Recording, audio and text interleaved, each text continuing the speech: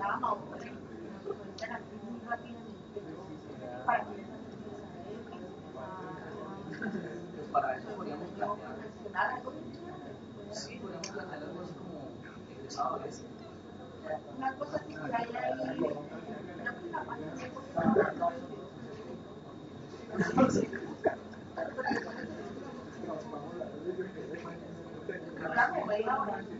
Sí, sí.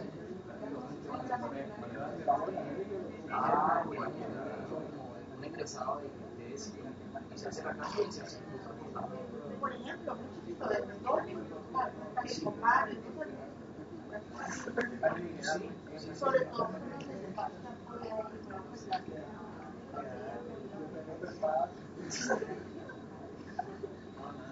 entonces, se me ocurre que es una idea. Lo que voy a hacer es, pues ya que se surge como esta filosofía, ¿qué te parece si creo que una base de datos de los programas? La pregunta de egresados, donde el director del programa ponga un egresado que pueda participar en esa clase. Sí.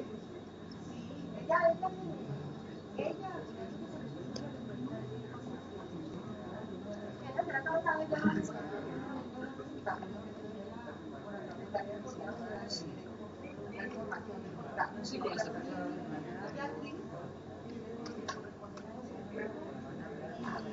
Julián la base.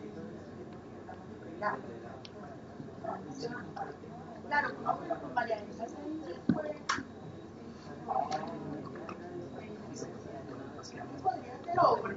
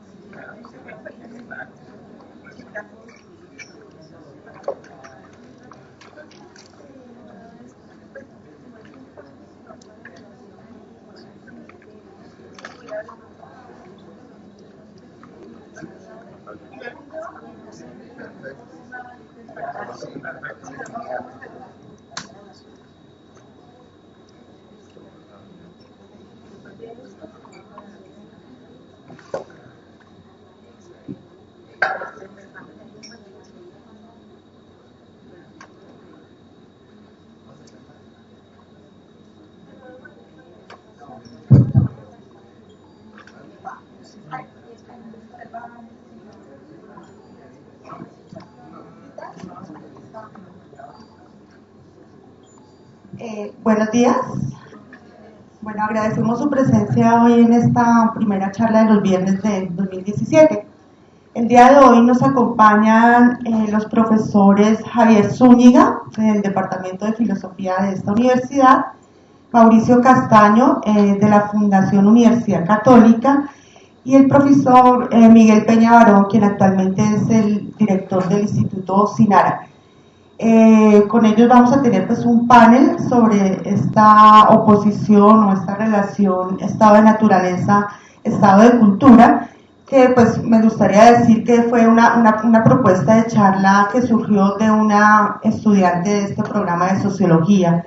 Es decir, estamos también, digamos, abiertos a este tipo de propuestas porque además sabemos que hay un interés creciente en este tipo de temas.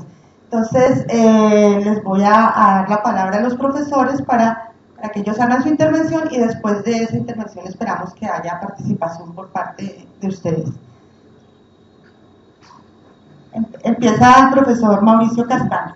Bueno, buenos días, ¿sí se escucha? Sí, buenos días.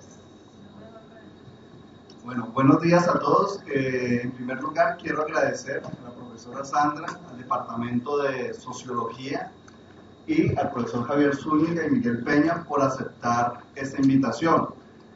El objetivo de esta charla, más que todo, es hacer un debate ameno, un debate también crítico, sobre, si se quiere, la oposición entre naturaleza y cultura. Lo que vamos a hacer es que cada uno de nosotros vamos a exponer de manera breve nuestro punto de vista sobre el tema y después daremos comienzo, digamos, al debate o más bien a un conversatorio. Digamos, la idea de esto es explorar, digamos, este tema y explorar, digamos, hasta qué punto la división naturaleza-cultura es una división que todavía puede servir como paradigma de investigación en ciencias sociales o en ciencias naturales. Bien, entonces comienzo. Digamos, yo he titulado esto Naturaleza y Cultura como dualismo antitético. Como ustedes ya habrán leído, digamos, les leeré la introducción. La oposición entre estado de naturaleza y el estado de cultura ha sido utilizada como estrategia metodológica para delimitar tanto objetos de estudio como saberes.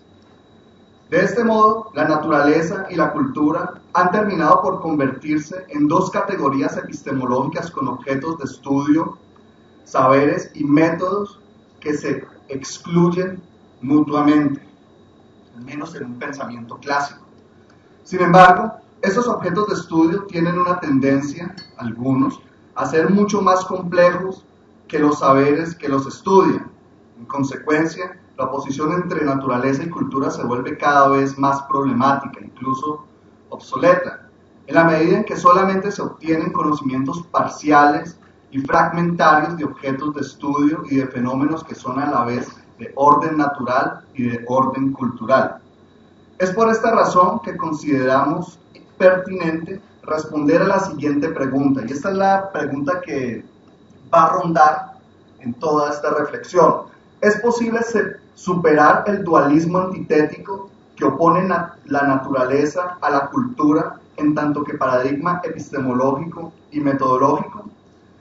El objetivo que nos hemos propuesto en esta charla, digamos, es tratar de responder a esta pregunta a partir del análisis crítico de la emergencia de los conceptos de naturaleza y cultura, o al menos, digamos, revisar, digamos, críticamente esa emergencia. Entonces, comenzamos con el concepto de naturaleza. El concepto de naturaleza hace referencia de manera muy general a todo lo que existe, pero en un sentido más restringido, la noción de naturaleza designa todas las cosas que existen en el universo físico independientemente del universo humano. Las cosas concebidas como naturales están sometidas a las leyes de funcionamiento del mundo físico, al mismo tiempo que albergan en sí mismas su propia esencia y su propia manera fundamental de ser. Esto sugiere que las cosas naturales poseen en su interior una especie de programa propio que dirige su funcionamiento. Por ejemplo, el diccionario Le Petit Robert define la palabra naturaleza en una de sus acepciones de la siguiente manera. Traduzco: lo que en el universo se produce espontáneamente sin la intervención del hombre. Todo lo que existe sin la acción del hombre. Y en el ámbito de la lengua castellana, podemos encontrar en el diccionario de uso del español María Moliner una definición similar que nos dice: la naturaleza como universo físico, o sea, ajeno a la intervención espiritual del hombre. Cierro comillas. Desde el comienzo, la noción de naturaleza introduce una división entre lo humano, que es artificial y adquirido, y lo no humano, que es espontáneo e innato. El concepto de naturaleza comienza a formarse en la antigua Grecia. Aristóteles, en su Física, elabora una definición de naturaleza que busca diferenciar las cosas que existen en virtud de sus causas. El concepto de naturaleza aristotélico distingue las causas naturales de las causas accidentales. Esto quiere decir que las cosas que existen por causas naturales poseen en su interior un principio de movimiento y de reposo que las hace tender naturalmente al cambio. Por el contrario, las cosas que existen por causas accidentales son artificiales en la medida en que son creadas por los seres humanos. Voy a omitir la cita de Aristóteles para ir ahorrando tiempo si se quiere. Después pasamos un poco a la modernidad, sobre todo la modernidad europea. En los siglos, XVII y XVIII, lo que Michel Foucault llamaría l'âge classique, es decir, la edad clásica o la época clásica, emerge la idea de una naturaleza mecánica que funciona y se organiza en virtud de la existencia de leyes naturales. La noción moderna de naturaleza emerge en el seno de una revolución científica que funda el conocimiento de las leyes universales de la naturaleza en criterios empíricos de producción de conocimiento. El orden del conjunto de elementos que conforman la totalidad del mundo físico se hace comprensible gracias al uso de la razón, el conocimiento de las leyes naturales por medio de modelos matemáticos, la observación de los hechos y el empleo de la experimentación. Ernst Cassirer describe la importancia de la noción de ley para el conocimiento natural en aquella época. Abro comillas, esto es lo que nos dice Cassirer. Para encontrar esta ley, la ley natural, no debemos colocar en la naturaleza nuestras propias representaciones ni nuestras propias fantasías subjetivas, sino, por el contrario, seguir su propio curso y registrarlo mediante la observación, el experimento, la medición y el cálculo. Posteriormente, Michel Foucault muestra que la episteme de la época clásica, es decir, siglo XVII y siglo XVIII, estableció una ciencia general del orden con el fin de ordenar los diferentes tipos de naturaleza por medio del uso de la matesis universalis y de la taxonomía o taxonomía. Omitiré la cita, a quienes les interesa, está en el libro Las palabras y las cosas de 1966. En 1754, Denis Diderot propone que la ciencia natural debe oponerse al espíritu metafísico y matemático del sistema para adoptar un enfoque puramente descriptivo que pueda elaborar una imagen dinámica del mundo de la naturaleza. Nos dice Diderot.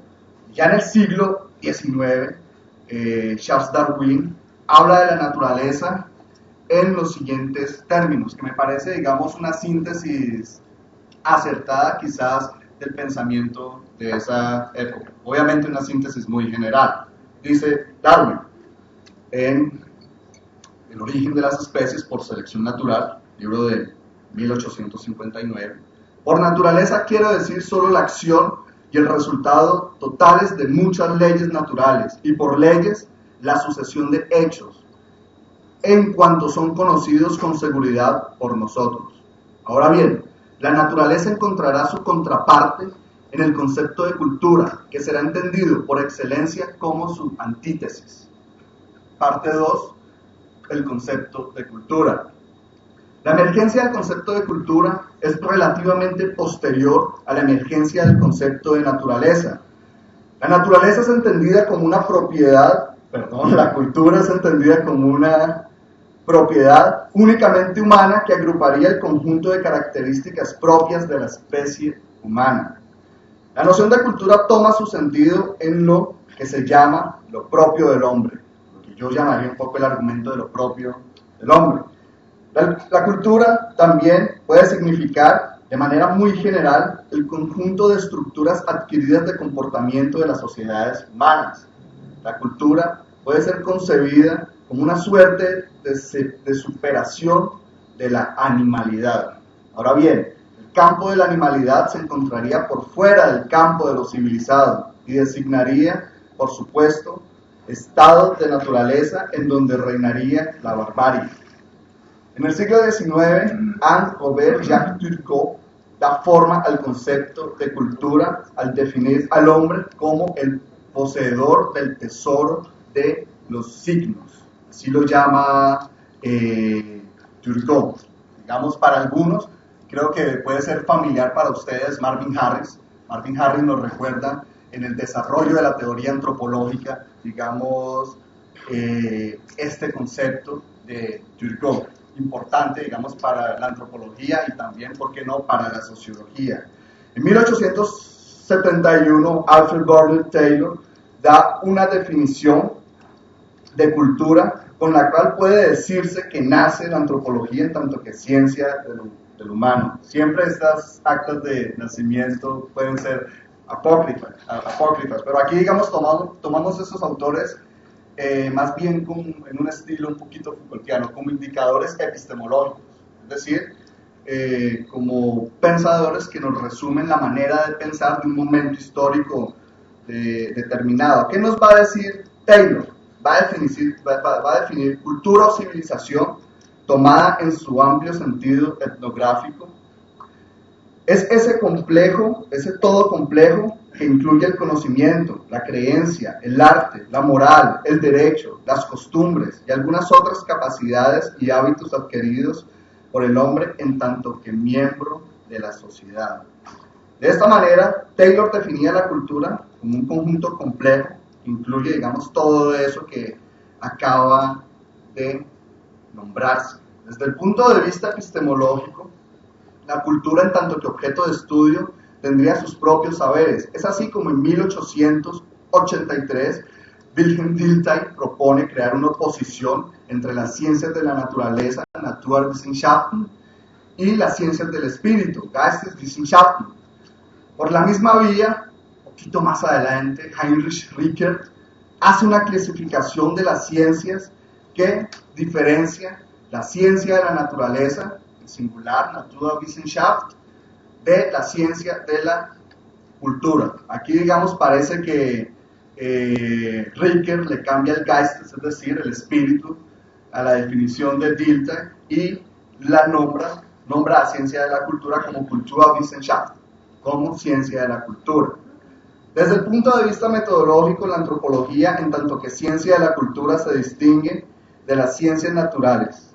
Franz Boas, fundador de la antropología cultural americana, analiza las diferencias metodológicas que existen entre la física y la cosmografía para defender la tesis de que existe una dualidad fenoménica y metodológica que distingue las ciencias naturales de las ciencias de la cultura. En este orden de ideas, el enfoque físico consistiría en estudiar los fenómenos que poseen una unidad objetiva, mientras que el enfoque del cosmógrafo consistiría en hacer un estudio comprensivo de los fenómenos relacionados con la subjetividad humana. Omito la cita de Franz Boas.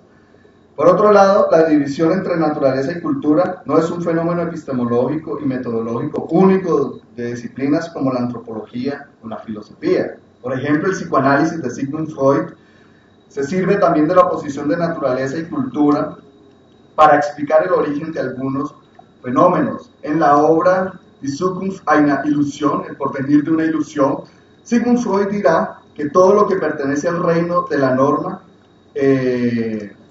y que por tanto supera la animalidad es de orden cultural. Esto también se encuentra un poco consignado en el malestar en la cultura.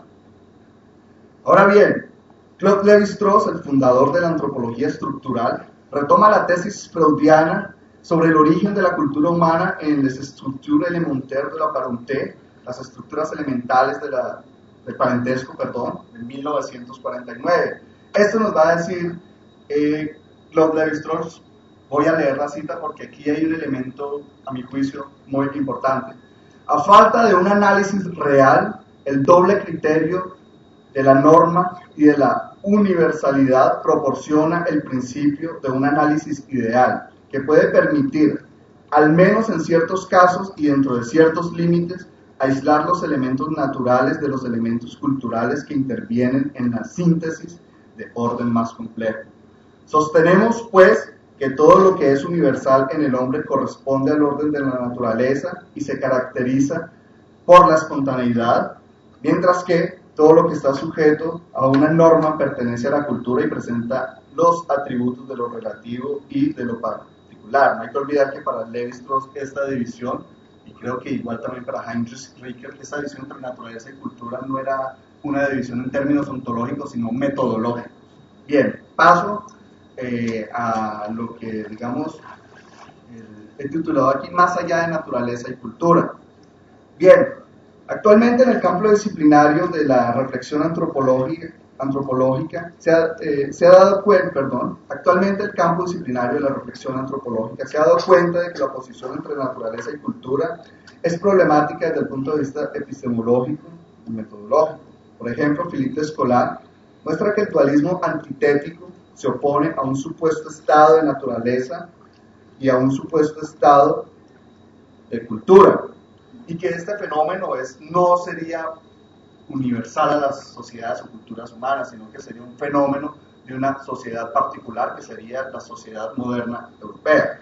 Cito, digamos, a Philippe Descola. Él nos dice: se deberá primero mostrar que la oposición entre naturaleza y cultura no posee la universalidad que se le atribuye, no solamente porque ella está desprovista de sentido para los que no son modernos, sino también para el hecho de que ella aparece tardíamente en el curso del desarrollo del mismo pensamiento occidental, donde sus consecuencias se han hecho sentir con un singular vigor en la manera en la que la antropología considera su objeto y sus métodos.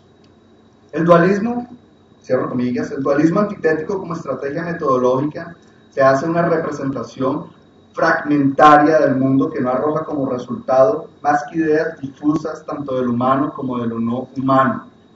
Desde el punto de vista epistemológico, la reflexión antropológica se balancea entre dos polos que la conducen finalmente al callejón sin salida epistemológico del reduccionismo, para hablar en términos de epistemología o de filosofía de la ciencia.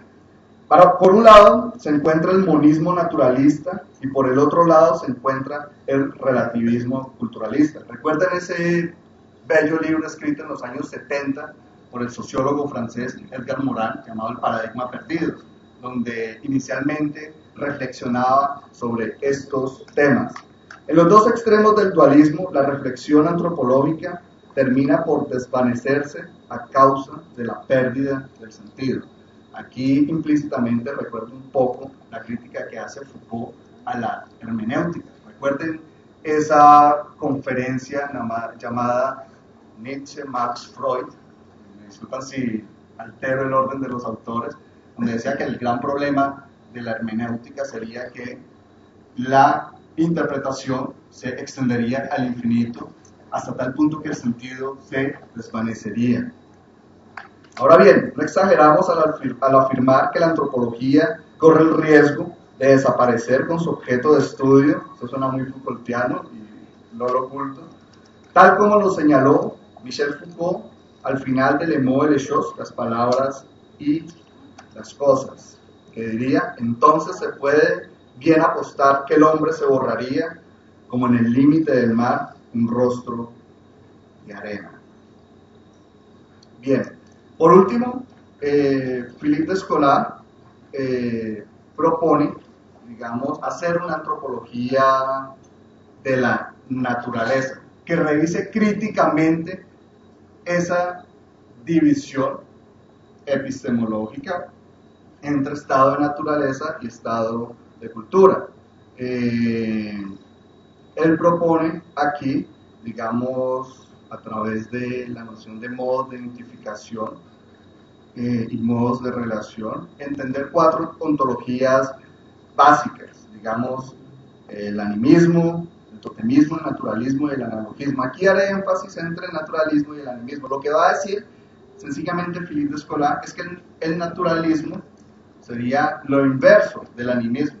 ¿Cómo entiende él el naturalismo?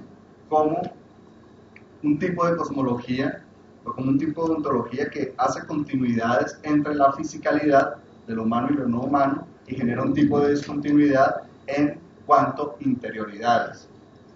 Y en cuanto al animismo, él lo define de la manera distinta, para explicar, por ejemplo, la manera en que ciertos pueblos como los Achuar socializan con lo que nosotros occidentales llamamos naturaleza.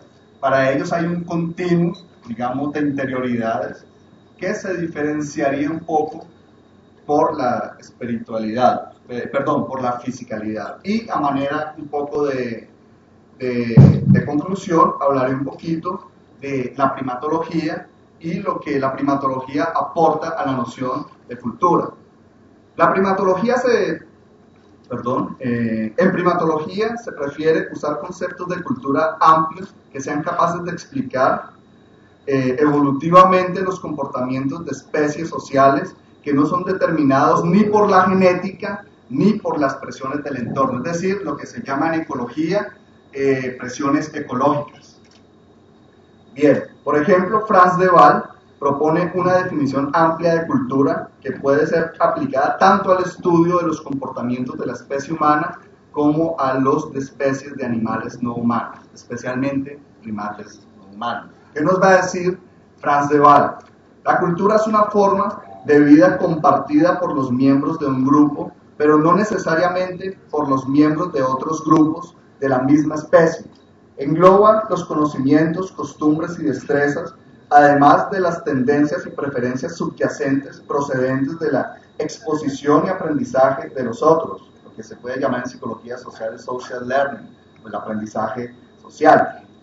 Cuando las variaciones sistemáticas de conocimientos, hábitos y destrezas no pueden ser atribuidas a fenómenos genéticos o ecológicos, es que son posiblemente culturales.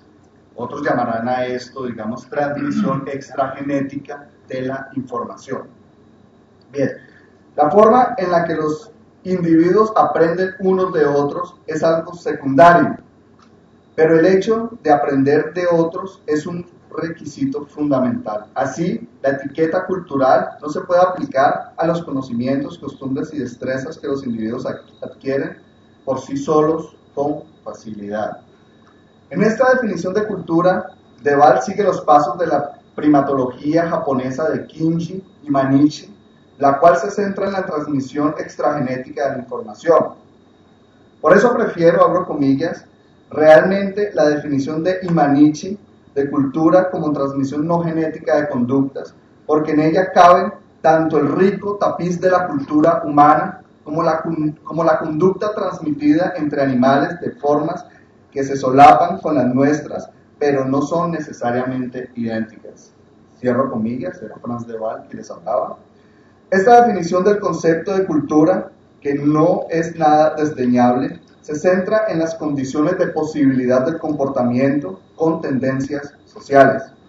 Esta definición de cultura pone énfasis también en distinguir los comportamientos producidos por presiones ecológicas.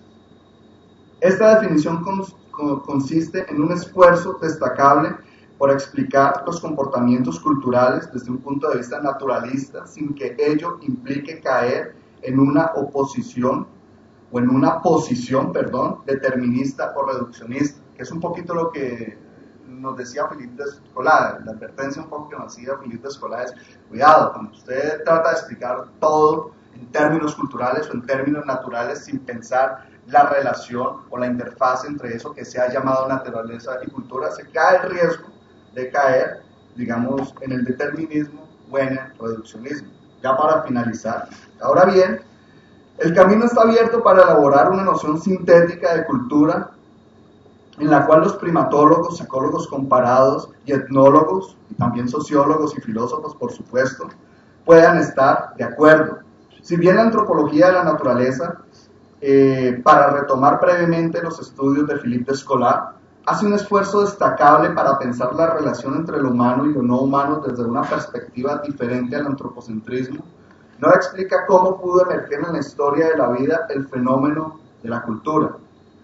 Es por este motivo que diremos, para concluir, que queda por construirse una historia natural, así suene a oxímoron, de la cultura, a la que la primatología tendrá mucho que aportar, que sea capaz de explicar cuándo y cómo surge la cultura en la historia de la vida, en tanto que estrategia de supervivencia. Muchas gracias.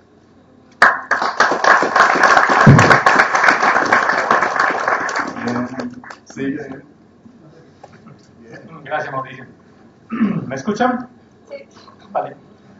Bueno, en primer lugar yo quiero agradecer a los organizadores del panel, a la profesora Sandra por la invitación y a los colegas hoy aquí en la mesa, que ya es como la segunda o tercera ocasión que nos reunimos a hablar de estos temas, que me parece además supremamente importante. Comencemos a tejer estos diálogos más interdisciplinarios. Yo quisiera contarles un poco de mi experiencia profesional porque no podría no tenerla en cuenta al momento de hacer las reflexiones que ahora van a seguir. Yo tengo una formación inicial en ingeniería, pero luego en ciencias, y realmente mucha de mi carrera aquí en la universidad ha estado por el lado de las ciencias aplicadas a problemas ambientales. Sin embargo, hace ya unos 6 años, en virtud del trabajo que hacemos en SINARA es un instituto de investigación interdisciplinario que trabaja en temas ambientales, con énfasis en el agua, y que busca hacer muy buen desarrollo técnico y científico, pero para poder dar luego soluciones reales y concretas a problemas de grupos sociales y comunidades en el país. Y también hemos logrado hacerlo un poco internacionalmente en la región andina, al menos de Sudamérica. Entonces digamos que esa experiencia, por un lado de SINARA, donde al final del día tratamos de traducir el conocimiento científico en soluciones reales, unido entonces a los problemas que sabemos de nuestras sociedades en Latinoamérica, ¿cierto? Las inequidades, la falta de acceso a servicios dignos básicos en muchas comunidades, sobre todo en la ruralidad de nuestra región, me llevaron luego a pensar un poco más seriamente y tratar de tener formación por el lado de las ciencias humanas y decidí meterme una maestría en filosofía, la cual empecé y terminé curso hace mucho rato y todavía no he presentado la tesis, pero que estoy trabajando en el tema de la ética ambiental y que es algo de lo que voy a tocar ahora. Digamos que me llevan a hacer aquí una reflexión que intenta integrar estas dos vivencias, ¿sí? Y creo que tal vez lo mejor que me ha pasado en los últimos 7 años es haber tomado la decisión de entrar a estudiar la maestría en filosofía, porque creo que ha sido una manera de, como se diría uno, de cerrar el círculo, de tratar de encontrar un sentido distinto a lo que uno hace en su parcela monodisciplinaria. Entonces yo quiero aquí pues decir eso públicamente antes de pasar a hablar de lo que sigue.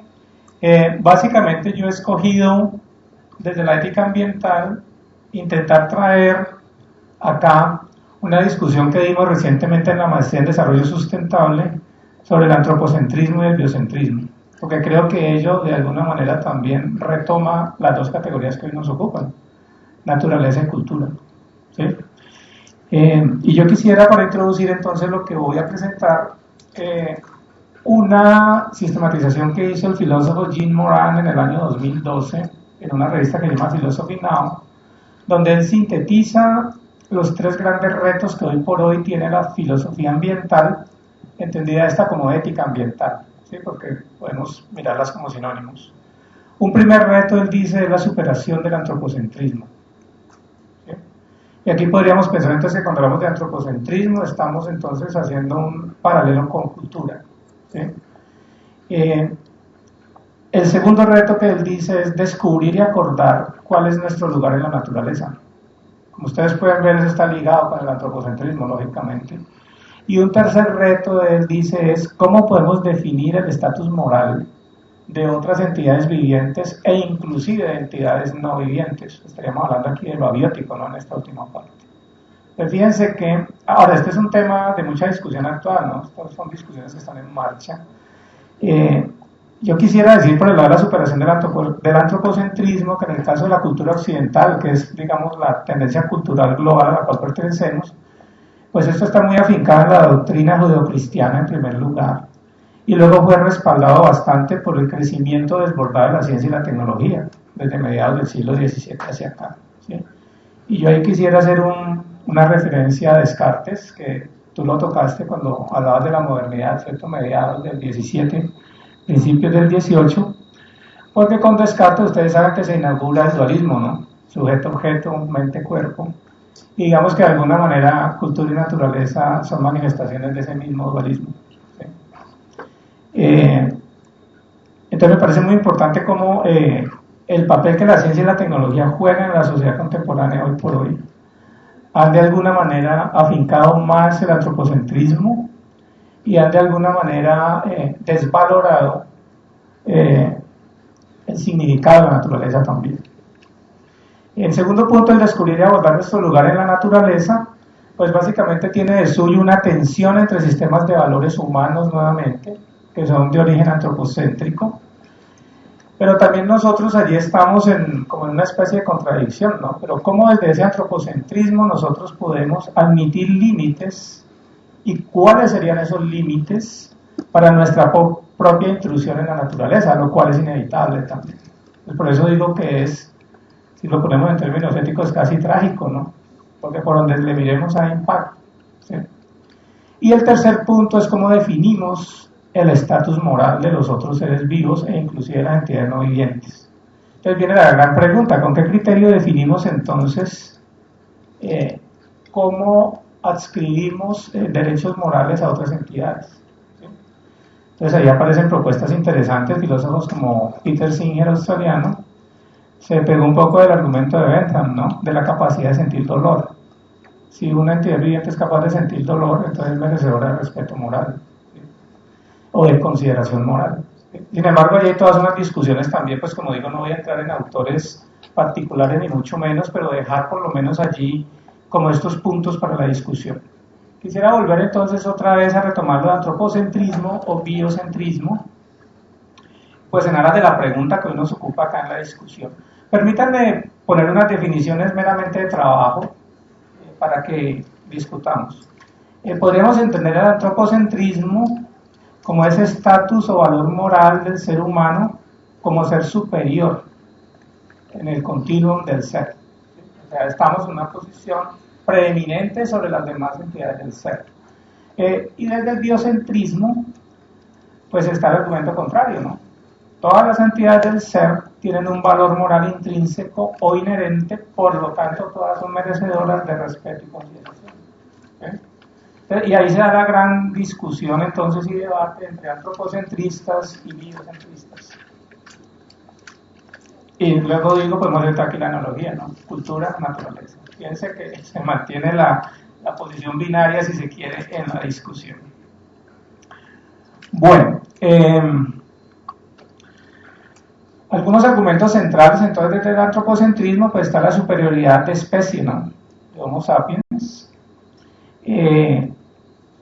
Otra cosa ya en la práctica, digamos, de la cultura y de la vida diaria, es que todas las cosas son medios para fines humanos, ¿sí? Y está el argumento teológico, ¿no? Homo sapiens es una imagen y semejanza de Dios.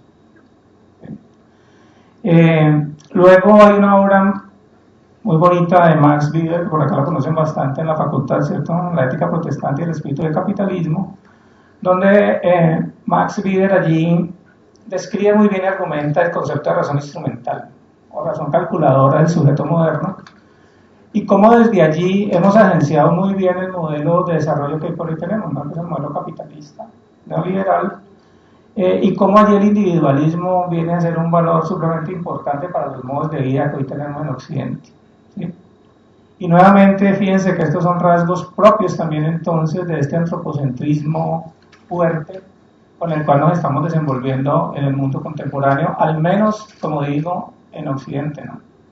Desesperanzador que China parece estar tomando el mismo camino, porque era tal vez el último reducto de una ontología diferente, porque el budismo tiene otros valores, como los voy a citar ahora muy brevemente en un argumento posterior. Bueno, por el lado del biocentrismo, entonces, pues los exponentes del biocentrismo dicen, hombre, Homo sapiens es una entidad más que hace parte del entramado de la vida.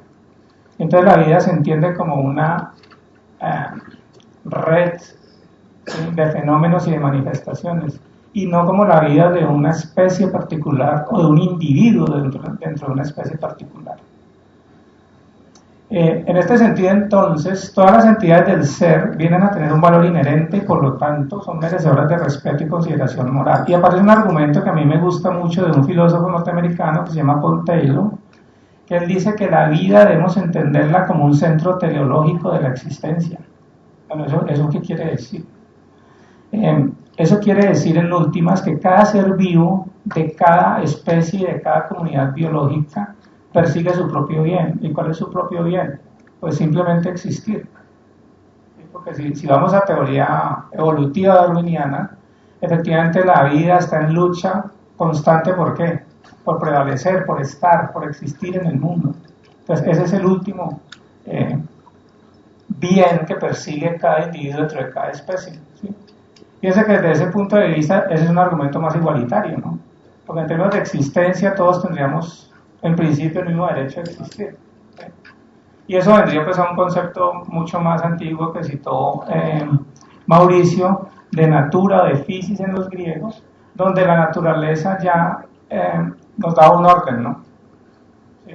Porque eso está unido luego al concepto de cosmos también en los clásicos. Entonces hay un orden en la manera como las cosas se dan en la naturaleza.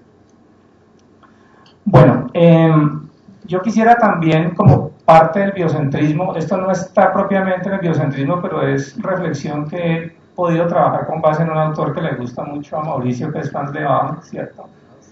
Que me parece un autor maravilloso, además. De Franz de Waal me gusta mucho su concepto de empatía, porque él dice que empatía es una característica en general de todos los seres vivos, ¿sí?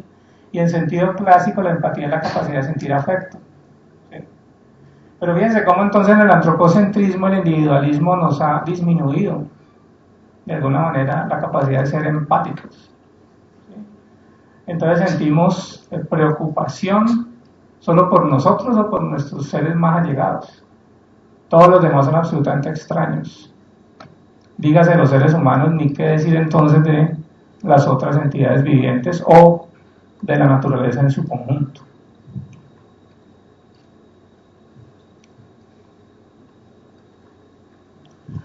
Bueno, yo quisiera ahora brevemente también como establecer puentes entre antropocentrismo, biocentrismo y diferentes tendencias o creencias religiosas.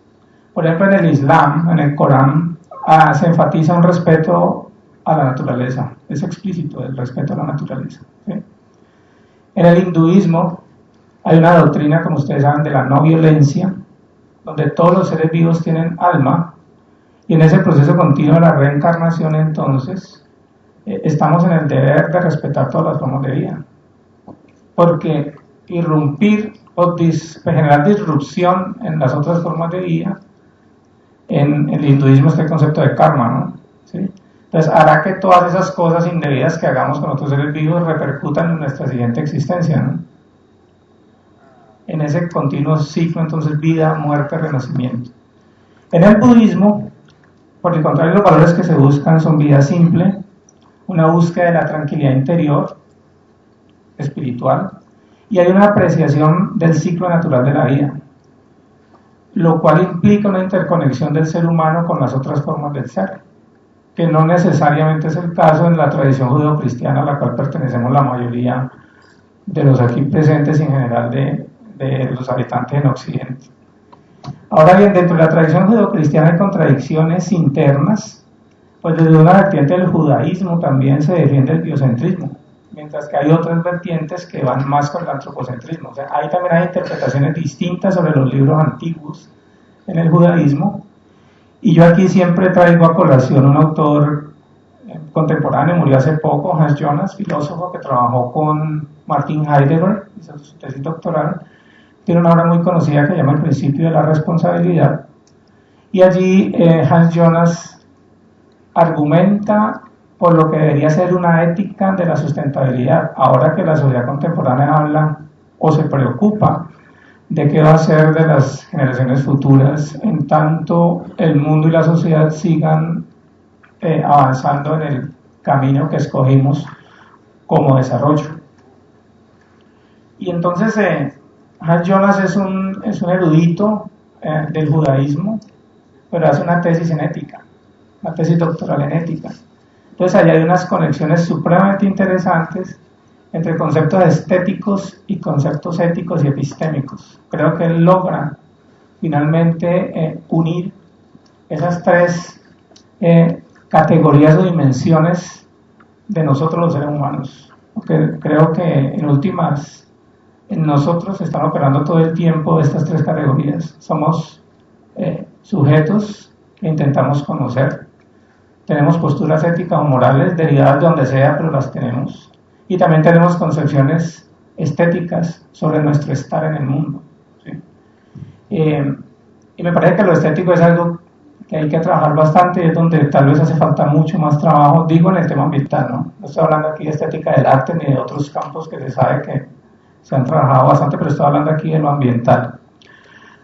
Bueno, habría que decir entonces que en todas estas tradiciones, o al menos en estas principales que he citado, es en la tradición judeocristiana donde hay un mayor predominio del antropocentrismo, ¿sí? Pues caracterizado como lo dije anteriormente.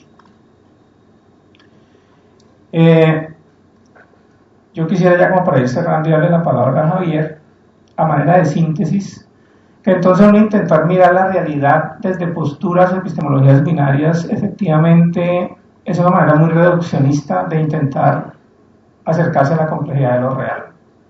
¿Sí? Creo que debemos salir de lógicas binarias y reduccionistas, que es lo mismo que decir monodisciplinarios. Y ojo que no estoy diciendo que tenemos que dejar de ser especialistas en las cosas en las que somos, ¿no? Porque no se trata entonces de dejar de ser ingenieros o sociólogos o filósofos, creo que ese no es el caso. Más bien el caso es apelar a una epistemología de la complejidad y de la complementariedad de saberes. Eso nos implica tender puentes entre distintas disciplinas y poder abordar la realidad con un prisma más rico, pienso yo, y más diverso, ¿no? El prisma único que nos provee nuestra epistemología, digamos, original. Me parece entonces que en este diálogo, metodológicamente, la integridad y la transdisciplinariedad nos permiten en últimas ese diálogo entre diferentes epistemologías u ontologías y cosmovisiones en últimas de mundo, con lo cual podríamos esperar al menos una mejor lectura y por qué no explicación de la realidad social y natural y cultural y sus distintos fenómenos que sabemos que ocurren a distintas escalas espaciales y temporales. Bueno, muchas gracias por su atención y con esto pues quería dejar solamente cosas allí para la discusión y le doy la palabra a Javier. Gracias.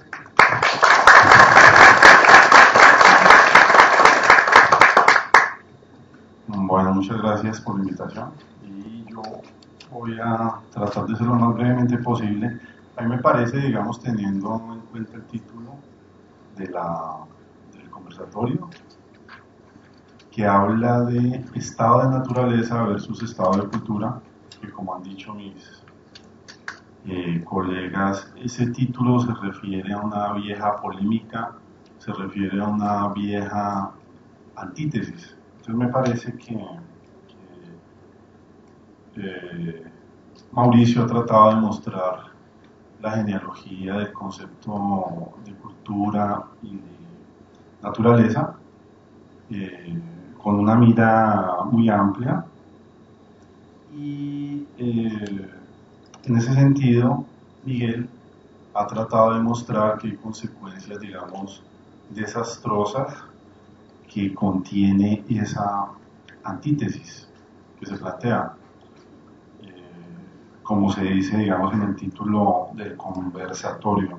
Es una antítesis, digamos, cuando se ve así, que ya recibe críticas, por ejemplo, en la concepción marxista incluso, que de alguna manera es portadora de esa visión, pero digamos, me parece que en el centro de la concepción de Marx está la idea de que el hombre es un ser histórico natural. Y esa idea de que el hombre es un ser histórico natural ya no propone una antítesis, sino una especie o una continuidad entre uno y otro concepto.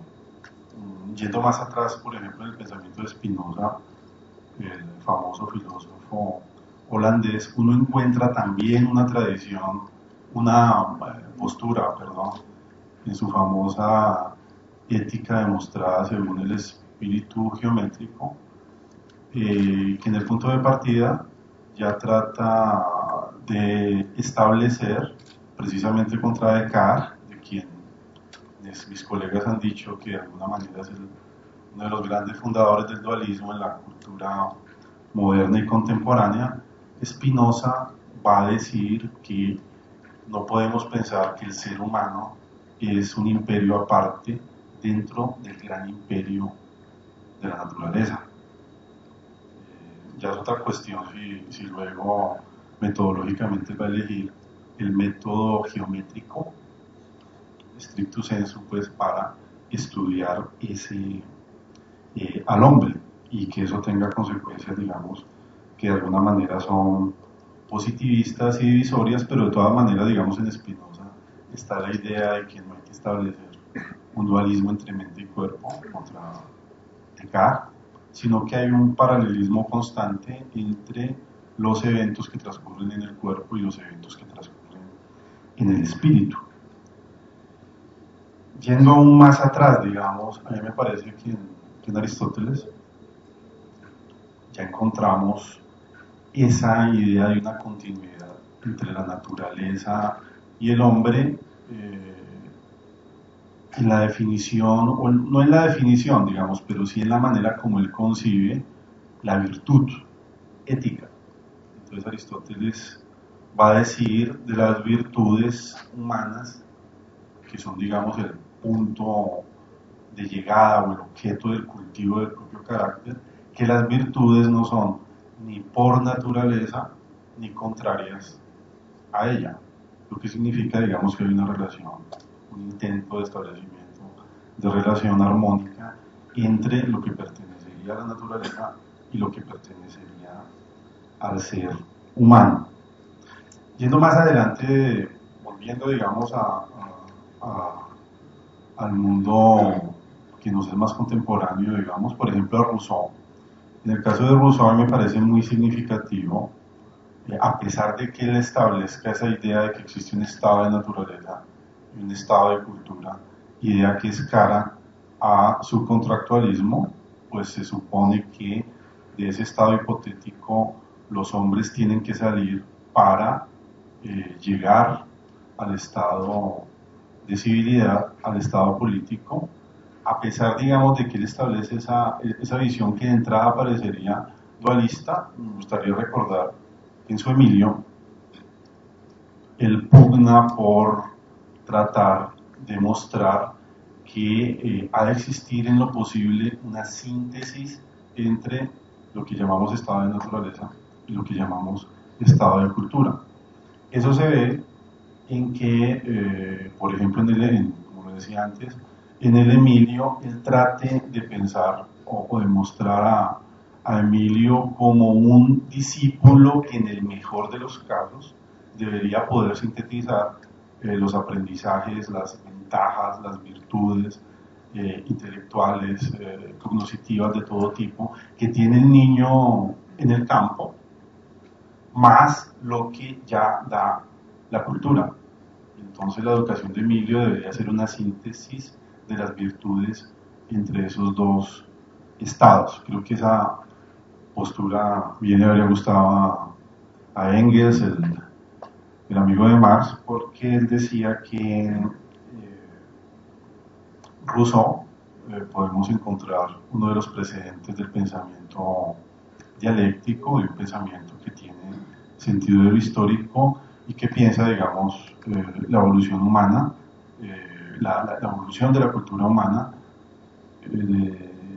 por fases que van progresivamente atravesando síntesis de lo inferior a lo superior. Bueno, pues esto como una posibilidad. Entonces en Marx, en Spinoza, en Aristóteles, en Rousseau, pues uno puede encontrar reacciones a ese dualismo que parece que produce estragos una vez se establece. Ya voy a ir a ese punto lo más rápidamente posible. Solo quiero recordar también, y en el mundo contemporáneo, por ejemplo, en Heidegger, que es tan polémico por su adhesión al nacionalsocialismo, uno encuentra, digamos, en algunas de sus conferencias, una pregunta que me parece que es importante tener en cuenta. Él se pregunta de dónde, por ejemplo, en buena parte de su libro sobre la voluntad de poder, de dónde ha surgido esa subjetividad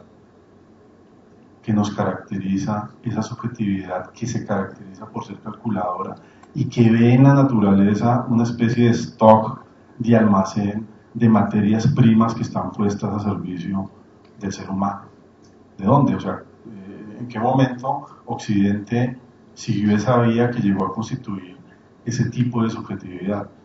Y si es posible entonces establecer contrastes, correcciones contra esa visión que aquí estamos diciendo tiene una percepción dualista del hombre y de la naturaleza que ha producido tantos estragos y que lo sigue produciendo. Entonces, en algún lugar Heidegger va a recordar o a contrastar la mirada que tendría un negociante al ver el paisaje, al ver el río Rin. El negociante pensaría de inmediato, dice Heidegger, en establecer una agencia de turismo para poder visitar y disfrutar, como suele hacerse ahora en Colombia, esos sitios que de alguna manera tienen una connotación sacra. Eso versus la mirada de Hölderlin, el famoso poeta alemán, quien al ver el río Rin escribe un poema. Bueno, con eso solo quiero destacar que existe en la tradición de Occidente, digamos, reacciones a esa visión dualista. Yo me voy a referir básicamente en un texto muy corto a los estragos que produce ese dualismo, yendo a algunos ejemplos de la filosofía, básicamente a Kant, en principio, tratando de establecer cómo esa visión dualista tiene expresiones que son éticas, que son políticas, y que es una postura con la que hay que seguir luchando. Oposición entre estado de naturaleza y estado de cultura. No creo que esta posición exista, sino como un artificio conceptual que se ha filtrado de manera negativa en el plano teórico y en la costumbre. Ha recibido muchas críticas de lo que podemos considerar ya una robusta tradición del pensamiento filosófico, tradición que podemos remontar a Aristóteles y que pasa por pensadores como Rousseau, Hegel, Marx, otros que mencioné, y en nuestro tiempo por pensadores neoaristotélicos como McIntyre y Charles Taylor.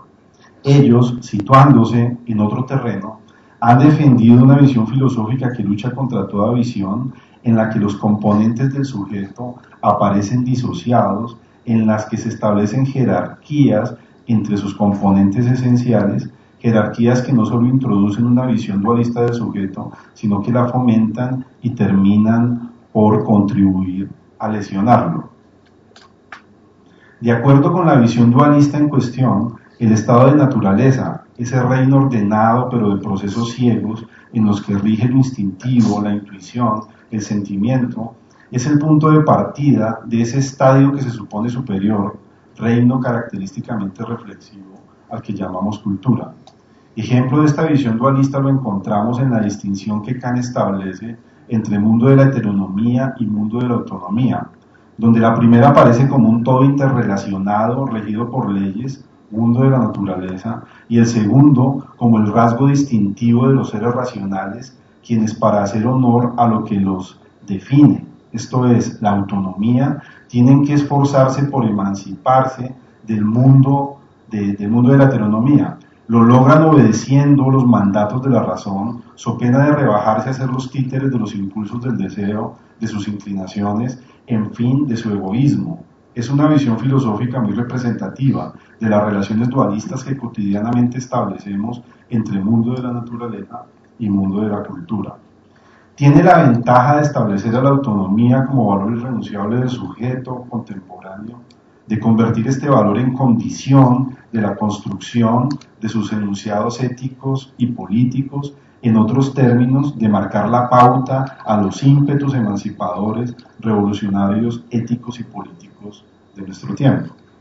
Tiene la desventaja de establecer una escisión, una fractura entre la razón y el deseo humano, entre la idea de un sujeto cultivado y la condición de quien seguiría preso de sus instintos naturales, de que tercamente seguiría obedeciendo a estos, de quien tercamente seguiría obedeciendo a estos y no a la razón, en fin, de quien tercamente sigue apegado a lo que en él representa la naturaleza, a la que habita de manera ineludible y sobre la cual debería elevarse.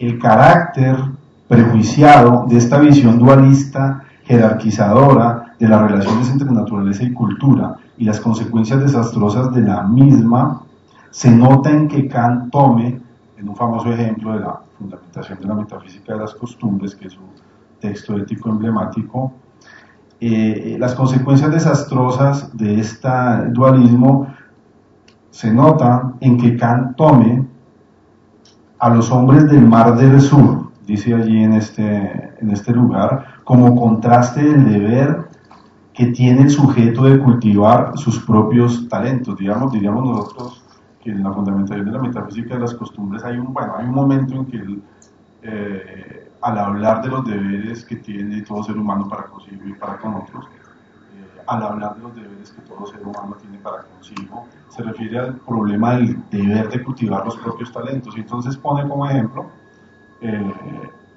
al hombre del Mar del Sur. Y el hombre del Mar del Sur vendría a representar lo que para nosotros es, de manera prejuiciada, de manera estereotipada, el costeño, el que vive en la costa, el que está en la hamaca, el que no cultiva sus propios talentos, el que los deja enmudecer y que no, digamos, sigue los ritmos de la producción.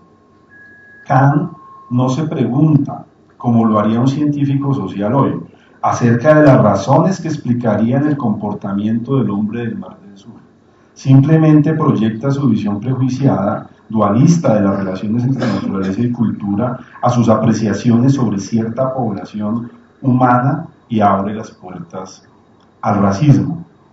El hombre del Mar del Sur pasa a representar un estado indeseable, el de seres tan ineptos, tan irreflexivos, tan heterónomos, tan apegados a los procesos naturales que sin más dejan enmudecer sus talentos. Por contraste, el hombre europeo, quien sabe poner bajo cintura sus inclinaciones, a su deseo, pasa a representar a la razón, la cima de la cultura, el punto de mira del progreso. Bajo esas estipulaciones, no es de extrañar que las relaciones que se establezcan entre estas alteridades sumariamente descritas sean asimétricas, totalitarias, inspiradas por ánimos imperialistas, a quien se ve como meramente representantes del deseo, a quienes se acusa de ser responsables de su minoría de edad, se los deshumaniza, se les borra ese rasgo que inspiraría el respeto irrestricto hacia él, como cuando se decía de los indígenas que no tenían alma para justificar su exterminio.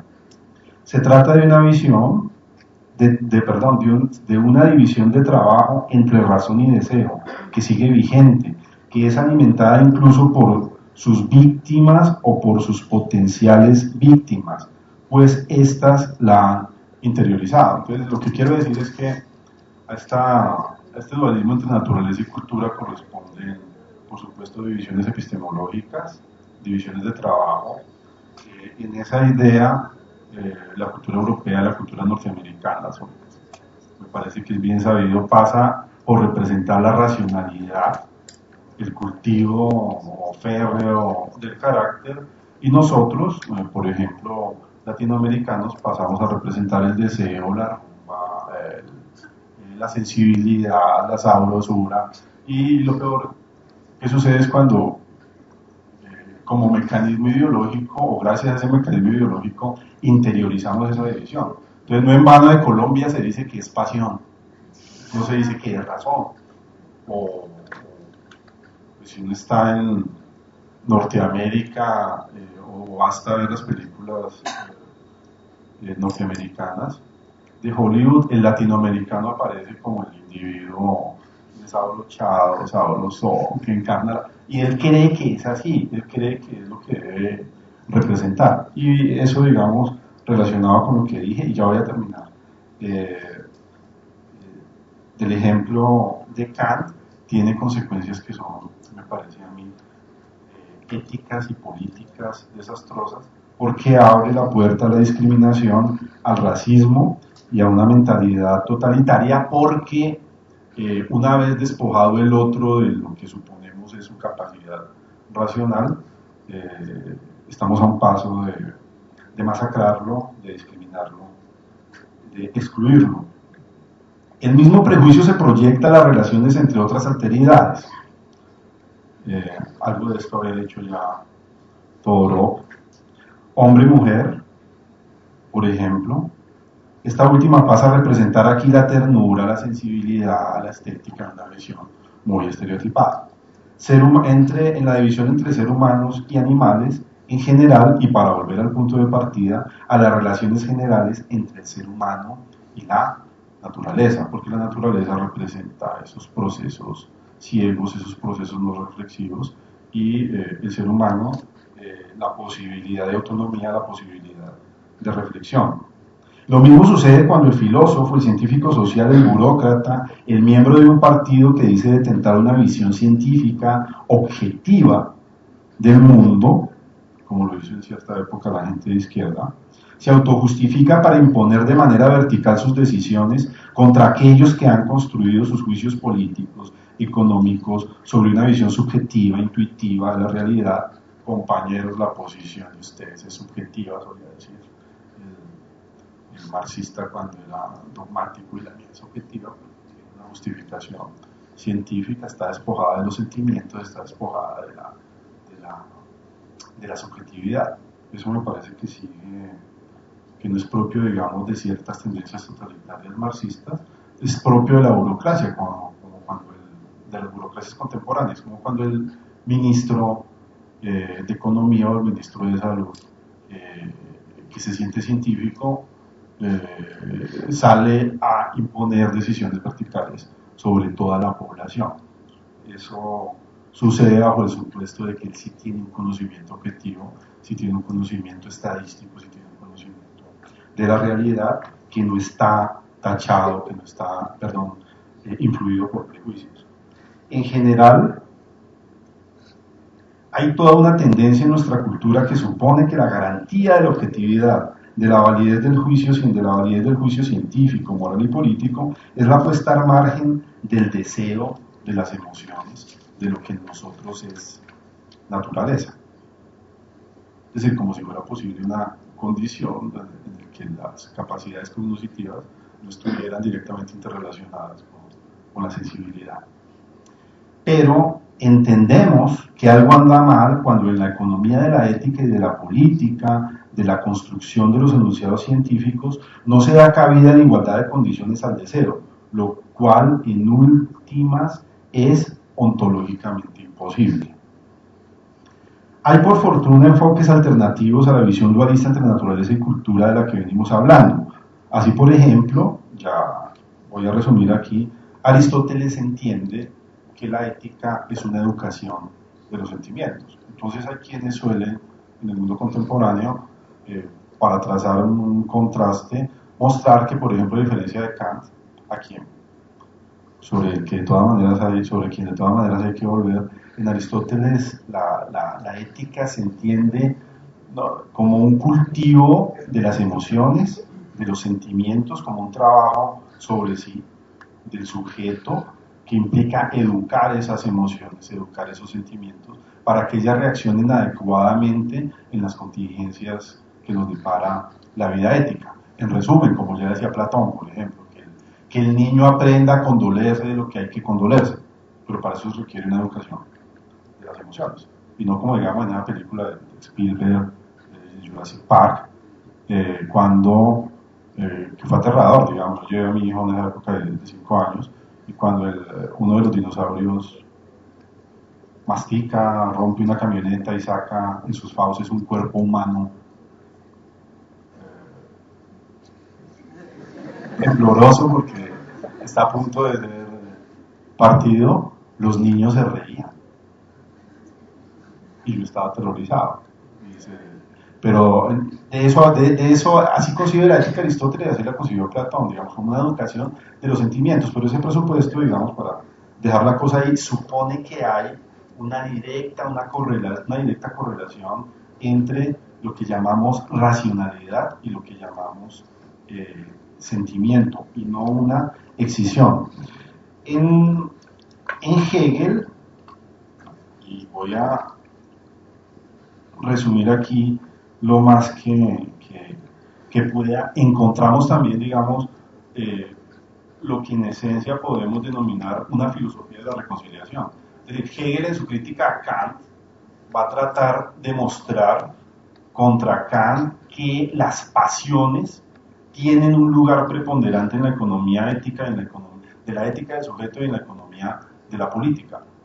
Y hay una famosa frase de Hegel que encontramos en uno de sus textos famosos cuando él dice: nada grande se ha hecho sin pasión. En resumen, digamos, Hegel, si algún legado nos dejó, fue haber mostrado que el sujeto moderno está fracturado en medio de las instituciones jurídicas, políticas, económicas, y requiere ser reconciliado con estas. De manera que piensa una condición, como lo va a hacer Marx luego, en la que el ser humano tenga espacio, en la que todas sus potencialidades puedan ser llevadas a cabo. Y eso explica en buena medida, digamos, la reflexión del joven Marx en los manuscritos económicos filosóficos del 44 sobre el trabajo alienado, un mundo donde el sujeto no esté fracturado, no sufra de ese dualismo, sino en el que pueda expresar, como los hombres del Renacimiento, según él, todas sus potencialidades. Bueno, y ya termino. Voy a saltar.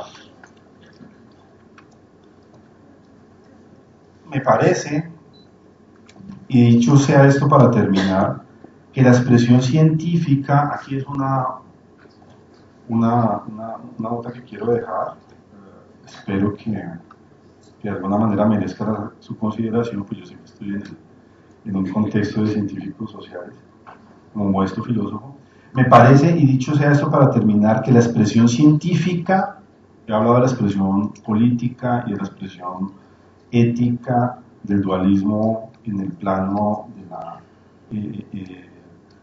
en esos planos, pero me voy a referir a la expresión científica, una hipótesis que tengo. Me parece, dicho sea esto para terminar, que la expresión científica en el plano de las ciencias sociales, de esta visión no dualista de las relaciones entre naturaleza y cultura, es una visión no positivista de la cultura. Dicho de otra manera, me parece que la expresión dualista, la expresión de esa visión dualista, de esa excisión entre naturaleza y cultura, es una visión positivista de las constelaciones sociales y de las constelaciones históricas, para acudir a una expresión de Raymond Aron, el famoso historiador de la sociología. Por cuanto es una visión que, como lo decía hace un rato con Heidegger, quiere encontrar leyes en las constelaciones sociológicas, en las constelaciones históricas, lo que significa de entrada ejercer una violencia sobre lo que no sería reductible a leyes, como lo planteó Max Weber y como lo planteó Raymond Aron. La alternativa, digamos, a esa visión positivista, me parece que uno la encuentra en Max Weber, que es por tercera vez se menciona hoy, y la idea de una sociología comprensiva que hace honor a la especificidad de los seres humanos. No son cosas, son personas, han construido un mundo de signos, como lo decía Dilthey, como antes de alguna manera lo dijo Hegel, el espíritu se ha objetivado, ha creado una especie de segunda naturaleza, y esa segunda naturaleza es histórica, está cargada de monumentos, textos, pinturas, reliquias del pasado que por ser expresiones humanas, un cuadro de Picasso por ejemplo, se prestan a ser interpretadas. Entonces creo que eso explica la existencia de la sociología comprensiva de Max Weber. Yo dejo la cosa allí, muchas gracias. Excuso que me demore.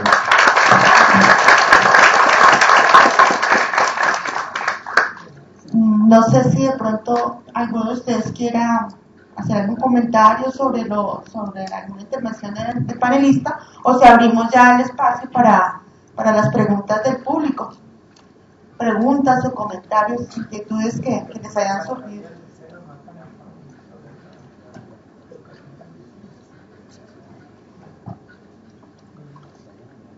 Me hiciste venir al otro extremo.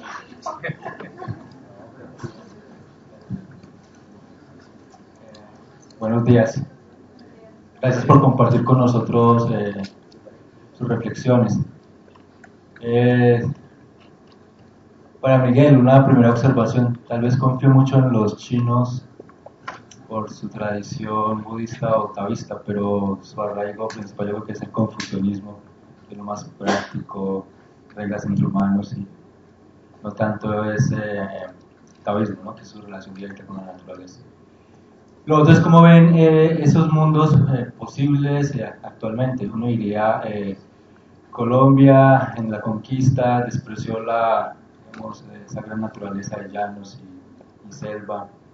Entre los brasileños vieron eso como un gran valor allí, que no lo tomamos ahorita, pero en el futuro sé que va a importar, creo que lo pensar. Nosotros perdimos parte de la Amazonía con Perú, con Brasil, tapón del Darién con Panamá, siempre cuidando la parte andina, y pues, ahora sí aparece valioso. Queremos llegar a los llanos, cultivar caña, explotar las selvas. Queremos hacer áreas protegidas, ¿cierto? Sería el mundo de lo natural, que hay que conservar, un poco intocado. Está la permacultura, que es una nueva tendencia, es como hacer nuestra actividad productiva fluyendo con la naturaleza.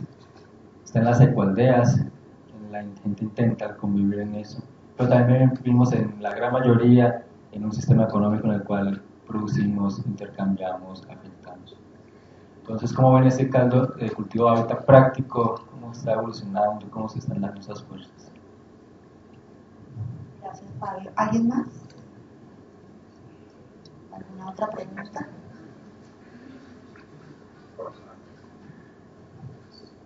Sí, buenas.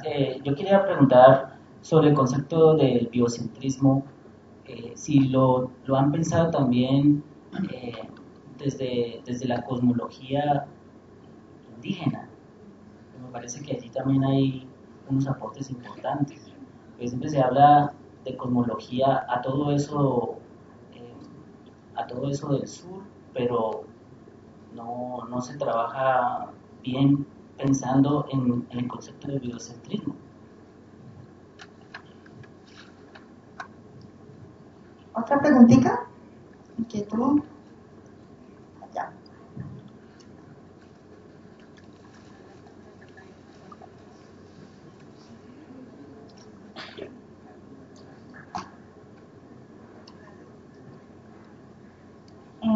Bueno,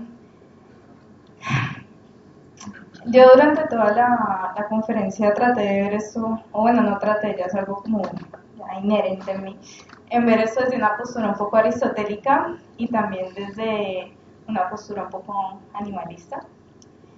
Y bueno, primero que nada, está claro pues que en los inicios, digamos, conceptuales de la naturaleza y la cultura siempre se vio como si fuera algo propio del hombre, ¿no? Pero con este famoso autor Franz de Waal podemos ver que primero los seres humanos y los animales no humanos tienen ciertas potencialidades para ser seres sociales, ¿cierto? Entonces, yo lo pienso así, si hay una potencialidad para tener estos comportamientos sociales, no sería, y estos comportamientos sociales son los que a su vez crean una cultura o determinadas prácticas o determinadas normas, no sería posible entonces, no sé si ya algún autor lo ha tratado en estos términos, pero no sé si sería entonces posible ver a la cultura como una consecuencia no necesaria de la naturaleza. Digo no necesaria porque especificaron en algún momento que habían especies de animales no humanos que tal vez podrían tener comportamientos, digamos, sociales o culturales y en otros lugares de la misma especie pues no tenerlos. Entonces por eso no digo necesaria, pero sí tal vez ver la cultura como una consecuencia de la naturaleza. Porque para mí todo esto que la gente dice que es artificial, todo que estamos dentro de un entorno artificial, pues yo creo que como seres biológicos, seres evolutivos, animales que somos y animales sociales, todos esos procesos han sido naturales, hacen parte de la naturaleza del ser humano. Entonces no creo que una relación posible podría ser en esos términos. Entonces no sé si algún autor lo ha tratado. Muchas gracias.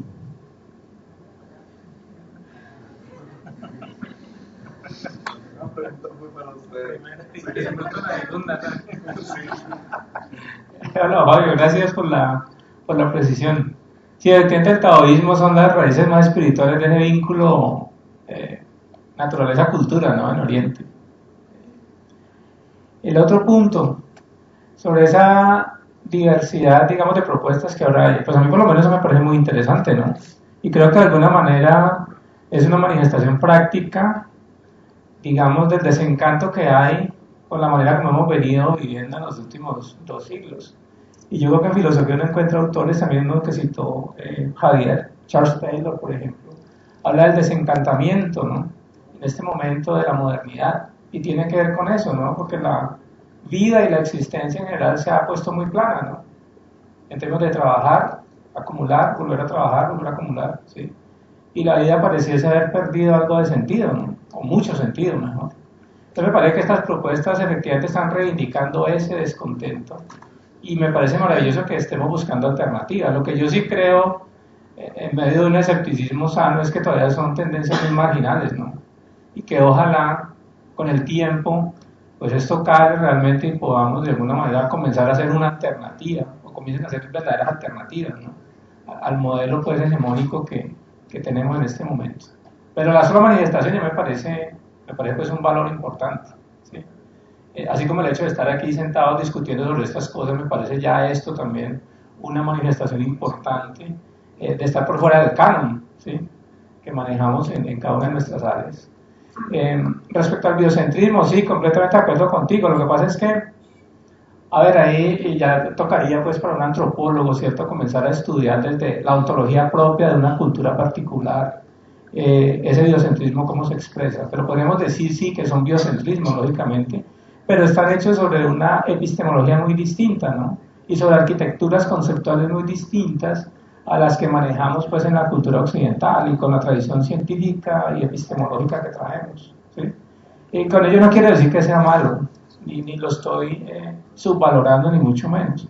Lo que pasa es que creo que entenderlo, lograr entenderlo y hacer sentido de ello, habría que estar dentro, ¿sí?, de esa ontología particular. Y creo pues que ese es el trabajo efectivamente que hace o intenta hacer la antropología, ¿no?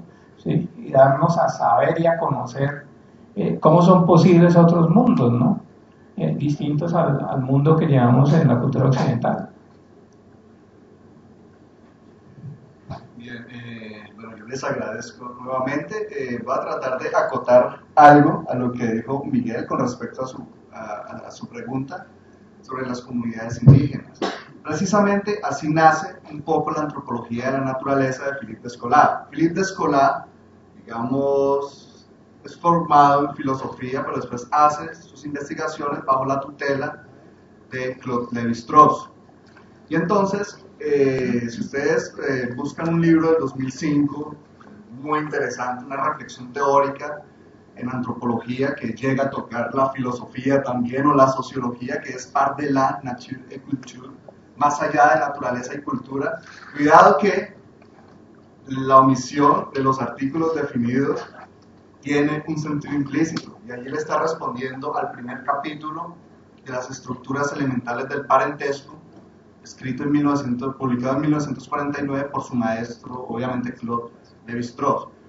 ¿Qué se encuentra, para ustedes que están, pues, que son expertos, digamos, en el campo de la etnografía, qué se encuentra Philippe Descola cuando va a estudiar a las comunidades Achuar de la Baja Amazonía ecuatoriana? Él llega con sus categorías de análisis occidentales a estudiarlas y se da cuenta que no le sirve. De allí, él propone reformular, si ustedes quieren, el canon ontológico para poder entender lo que él va a llamar las ontologías exóticas.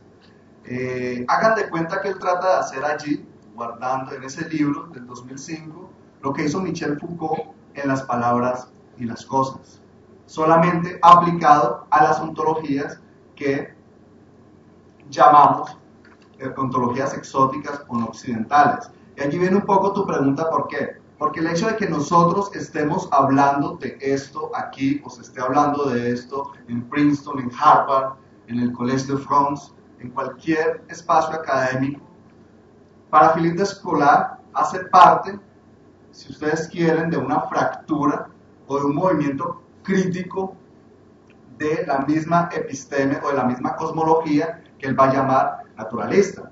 Es decir, es posible que usted vaya a la cultura y le diga, no, pero mire, es que ya que tú hablaste un poco de una perspectiva del mundo animalista, si uno va quizás a otra cultura y le dice, pero vea, hay que preocuparse por los animales no humanos, esa categoría va a chocar y quizás el indígena se va a reír, pero para nosotros no existe esa división, o quizás no exista la división de naturaleza y cultura, y eso determina, digamos, una forma de socialización un poco distinta. Entonces, en ese sentido, yo estoy muy de acuerdo con el profesor Miguel, que primero hay que entender esas formas de socializar, esas otras culturas y estas otras sociedades, digamos, si ustedes quieren, para acordarlas con esta reflexión que se hace del biocentrismo o el ecocentrismo.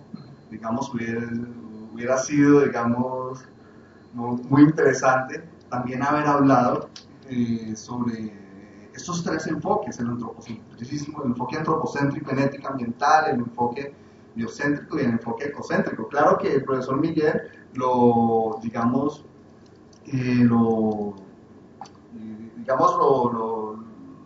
se me va la palabra, lo expresó cuando hablaba, digamos, de la consideración moral de las entidades supraindividuales abióticas. Usted me ha hablado mucho de Aldo Leopold, digamos, uno de los grandes influenciadores de John Berkowitz, y es precisamente lo que Leopold y otros autores van a presentar. Bien, una montaña que es una entidad supraindividual, que es abiótica y que contiene en sí misma, digamos, seres bióticos, y hay relaciones ecosistemáticas complejas, puede ser objeto de consideración moral. Entonces, esos tres temas, digamos, son muy interesantes trabajarlos desde la ética ambiental. Entonces, era un poco para tratar de responder la pregunta. Y para responder tu pregunta sobre lo que decías de la naturaleza, bien, sí hay autores que proponen eso, digamos, al final, digamos, quizás la crítica que yo le puedo hacer a Philippe Descola es que quizás entiende ese funcionamiento, pero falta hacer una historia natural de la cultura. Si ustedes revisan, por ejemplo, los textos de un filósofo y un etólogo francés llamado Dominique Lestel, hay uno del 2003 o 2005 llamado Les origines animales de la culture, va a ser la tesis central. La tesis central de ese libro va a ser que la cultura es un fenómeno de lo biológico, los orígenes animales de la cultura. Quienes estén interesados, está publicado en Flammarion. Es una reflexión muy interesante sobre el asunto de la cultura y la subjetividad animal o de animales no humanos. Más atrás, obviamente, encontramos las reflexiones sobre cultura animal en el pensamiento japonés. Hay dos grandes tradiciones en la primatología, una occidental y otra japonesa. Los japoneses quizás no tienen tan marcada, digamos, esa relación conflictiva entre la animalidad y la humanidad. Y para ellos no fue gran problema en 1956 hablar de cultura animal. Y se hizo estudiando los macacos en la isla de Koshima y todo el lavado de patatas. Digamos, si a ustedes les interesa el tema, lo pueden encontrar. De hecho, ya se encuentran muchos libros de texto de antropología. Franz de Waal tiene un libro muy interesante que se llama El maestro del aprendiz de Suchi, donde son unas reflexiones sobre la cultura. En 1972, el antropólogo inglés, si no estoy mal, William McGreevy, publica Cultura Material Chimpancé, donde empieza a hablar de la cultura material de los chimpancés. Y todos estos estudios en primatología que se dieron en muchos campos empiezan a generar la reflexión sobre las expresiones culturales en otras especies. Entonces, la primatología, por eso al final quise nombrarla, es un espacio muy interesante de investigación que está en construcción y que hace investigación, digamos, constantemente para entender este fenómeno de la cultura. Ahora bien, digamos, cierro, digamos, yo estoy de acuerdo personalmente con Esther. Yo entendería, digamos, la cultura como una estrategia de supervivencia que generan ciertos seres vivos y que tienen una historia evolutiva, una historia filogenética. ¿Qué falta? Pues reconstruir esa historia y empezar otra vez a repensar y a reflexionar sobre cómo nos concebimos nosotros y cómo concebimos la relación que sostenemos o entretejemos con eso que nosotros llamamos lo no humano. Es simplemente, digamos, un poco de invitación a la reflexión, y es algo que está siempre en construcción y que precisamente necesita la ayuda de todas las disciplinas y de romper un poco el sesgo monodisciplinar, y digamos que todos, digamos, quizás rompamos un poco el orgullo de disciplina y que no nos dé pena dialogar con otros y que empecemos a generar una buena actitud para así poder avanzar un poco en la disciplina o poder avanzar un poco en el conocimiento de un objeto de estudio. Esto en clave, digamos, transdisciplinar. Muchas gracias. Yo quisiera hacer más, no una respuesta, un comentario a tu pregunta que me parece supremamente interesante. A ver, hay estudios en biología evolutiva, biología de poblaciones, ecología de poblaciones, y también un ecólogo muy famoso, Holling, que hizo los modelos coevolutivos y coadaptativos entre seres vivos y su entorno. Y uno allí encuentra unas cosas realmente interesantes. Por ejemplo, en biología ya hay una categoría de insectos sociales, ¿no? Están ahí las abejas, están las hormigas, están las termitas, donde aparece claramente la propiedad de cooperación. Aparece también la distribución del trabajo. Hay individuos que llevan a cabo ciertas tareas y procesos y no otros. Y en suma, todo eso es supervivencia de la especie, ¿sí? Mirándolo en términos pues temporales a largo plazo. Igual sucede con los mamíferos marinos, las ballenas, los delfines, y también con los leones de las praderas africanas, ¿no? Donde hay cooperación y estrategia para allegarse alimento, ¿sí? Entonces fíjate que desde la coevolución y la complejidad uno inclusive podría pensar más bien que la cultura aparece como una propiedad emergente de la interacción de los seres vivos con su entorno, ¿sí? Se construye, es co-construida en un horizonte de coevolución, ¿sí? Ahora, puede parecer demasiado naturalista la hipótesis, pero pues lógicamente sería una construcción que se da entre la interacción de lo vivo y lo no vivo, en últimas, ¿no? ¿Sí? En journals como Plant Biology, BMS Ecology, aparecen cosas supremamente interesantes sobre todo esto que te estoy diciendo. Una última cosa súper interesante que me leí a finales del año pasado es comunicación entre plantas. ¿Sí? Hay comunicación entre plantas, ¿sí? Es una comunicación no como nosotros la entendemos, ¿no? Más a nivel molecular, a nivel, ¿sí? Pero pareciese existir eso, ¿sí? Bueno, lo dejo allí. Solamente, o sea, me parece súper importante e interesante tu pregunta, ¿no? Y tu hipótesis.